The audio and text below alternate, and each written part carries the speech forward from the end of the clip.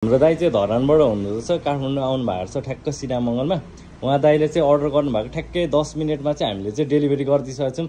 दाइले चाहिँ कस्तो लाग्यो नि हाम्रो सर्भिस, यसो भनिदिनु न दाइ। मलाई 10 मिनट होइन, तपाईँले मलाई कम्तीमा मैले बोलेको 7 मिनटमा तपाईँले सामान ल्याइदिनु भयो होइन। हजुर हजुर दाइ।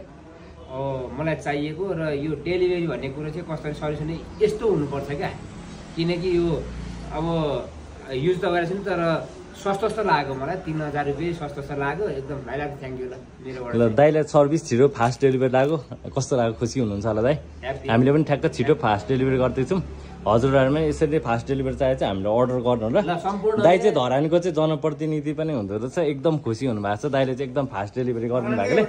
अनि ठ्याक्कै यहाँ धरान रेस्टुरेन्टमा चाहिँ बस्नु भएको छ। दाइले चाहिँ हामीले चाहिँ एउटा कम्प्लिमेन्ट्रीमा चाहिँ हामीले चाहिँ एउटा किरिङ पनि दिएको छौँ। दाइ यसो लिनु होला, यो चाहिँ कम्प्लिमेन्ट्री दिएको दाइले। फेरि यसरी हजुरहरूलाई चाहिँ फास्ट डेलिभरी चाहिए चाहिँ हामीलाई अर्डर गर्नु होला।